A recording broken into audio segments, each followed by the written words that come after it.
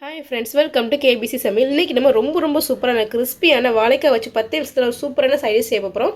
செம்ம டேஸ்ட்டாக இருக்கும். வாங்க எப்படி செய்யுதுன்னு பார்த்துடலாம். வீடியோக்குள்ளே போகிறதுக்கு முன்னாடி நம்ம சேனல் ஃபஸ்ட் டைம் நீங்கள் பார்க்குறீங்கன்னா சப்ஸ்கிரைப் பண்ணிக்கோங்க. பக்கத்தில் இருக்கிற பெல் ஐக்கானை கிளிக் பண்ணி அதில் ஆல் ஆப்ஷனும் சேவ் பண்ணி வச்சுக்கோங்க. அப்போ தான் நான் போடக்கூடிய ஒவ்வொரு வீடியோஸும் நோட்டிஃபிகேஷனாக வரும்.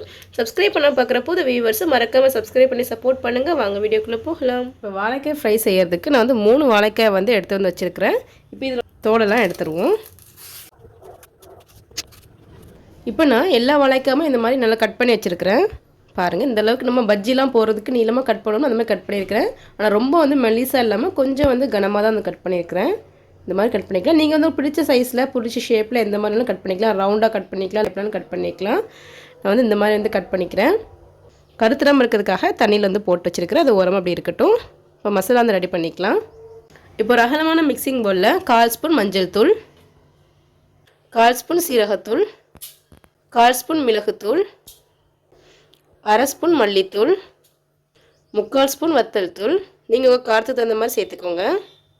1/2 ஸ்பூன் கரம் மசாலா, 1/4 ஸ்பூன் காயத்தூள், தேவையான அளவுக்கு உப்பு, 2 ஸ்பூன் கடலை மாவு, 1 ஸ்பூன் அரிசி மாவு, 1 ஸ்பூன் ரவை. இப்போ எல்லாத்தையும் சேர்த்தாச்சு. நல்லா மிக்ஸ் பண்ணிடுவோம். தண்ணி எதுவுமே சேர்க்க தேவையில்லை. நல்லா மிக்ஸ் பண்ணிடலாம். நல்லா மிக்ஸ் பண்ணியாச்சு. இப்போ நம்மளுடைய மசாலா வந்து ரெடி ஆகிடுச்சு. நம்ம கட் பண்ணி வச்சுருக்கிற வாழைக்காய் எல்லாத்தையுமே வந்து சேர்த்துருவோம். இப்போ நல்லா மிக்ஸ் பண்ணிடுவோம். தண்ணி எதுவுமே சேர்க்க தேவையில்லை. இந்த வாழைக்காய் ஈரத்திலே வந்து மசாலா எல்லாமே நல்லா வந்து பிடிச்சிரும். இந்த மாதிரி நல்லா டிப் பண்ணிவிட்டு நம்ம எடுத்துடலாம். பாருங்கள், இந்தளவுக்கு நல்லா கோட்டாக இருந்தால் போதும்.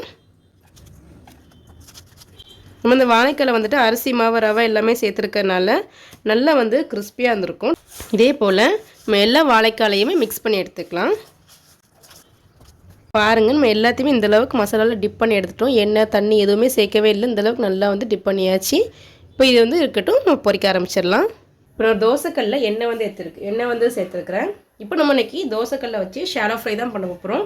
நீங்கள் நிறைய எண்ணெய் ஊற்றி டீப் ஃப்ரை கூட பண்ணிக்கலாம். நான் இன்றைக்கி வந்து கொஞ்சமாக எண்ணெய் ஊற்றி ஷாலோ ஃப்ரை தான் வந்து பண்ண போகிறேன். இதுவே டேஸ்ட் நல்லா சூப்பராக நல்லா கிறிஸ்பியாக வந்து கிடைக்கும். இப்போ எண்ணெய் நல்லா சூடாகி வரட்டும். இப்போ எண்ணெய் நல்லா சூடாகிடுச்சு. இப்போ நம்ம மிக்ஸ் பண்ணி வச்சுருக்க இந்த வாழைக்காவை சேர்த்துடலாம். ஸ்டவ்வை நல்லா மீடியம் ஃப்ளேமில் வந்து வச்சுப்போம். ஹை ஃப்ளேமில் வச்சிட்டிங்கன்னா சட்டுன்னு வந்து கரிஞ்சிரும். லோ ஃப்ளேமில் வச்சிட்டிங்கன்னா ரொம்ப எண்ணெய் குடிக்கும். இந்த மசாலா எல்லாமே வந்து பிரிஞ்சு வந்துடும். ஸோ மீடியம் ஃப்ளேமில் வச்சு நல்லா வேக வச்சு எடுத்துக்கலாம். ஒரே பேட்சிலே வந்து எல்லாத்தையும் சேர்த்துட்டேன். நீங்கள் வந்து நிறைய செய்கிறீங்க அப்படின்னா உங்கள் கடையோட அகலத்தை பொறுத்துட்டு ஒரு தடவை 2 தடவை போட்டு பொரிச்சு எடுத்துக்கோங்க. ஸ்டவ்வை வந்து மீடியம் ஃப்ளேம்லேயே வச்சு நல்லா வேக வச்சு எடுத்துக்கலாம். இதுக்கு மேலே வந்து நல்லா ஃப்ரெஷ்ஷான கருவேப்பிலை வந்து சேர்த்துப்போம். அந்த கருவேப்பிலையோடு சேர்ந்து நல்லா வேகும் போது அவ்வளோ வாசமாக இருக்கும். இப்போ வந்து ஒரு 3லேருந்து ஒரு 4 நிமிஷம் கிட்ட ஆயிருக்கு. ஸ்டவ்வை நல்லா மீடியம் ஃப்ளேம்லேயே வச்சுருக்கிறேன். இப்போ ஓரளவுக்கு நல்லா வேக ஆரம்பிச்சிருச்சு. மெதுவாக வந்து பரட்டி போட்டுடலாம். இப்போ எல்லாத்தையுமே பரட்டி போட்டாச்சு.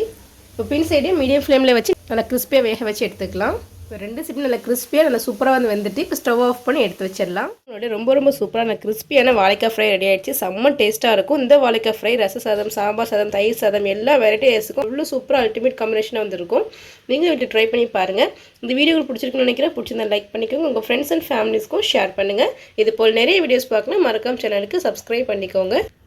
நம்ம சேனலில் வாழைக்காய் வச்சு ரெசிபி நிறைய போட்டிருக்கோம். அதோட லிங்க் டிஸ்கிரிப்ஷனில் இருக்கிற மறக்காம செக் பண்ணி பார்த்துக்கோங்க. ரொம்ப ஈஸியாகவும் இருக்கும், ரொம்ப டேஸ்ட்டாகவும் இருக்கும். தேங்க்ஸ் ஃபார் வாட்சிங்.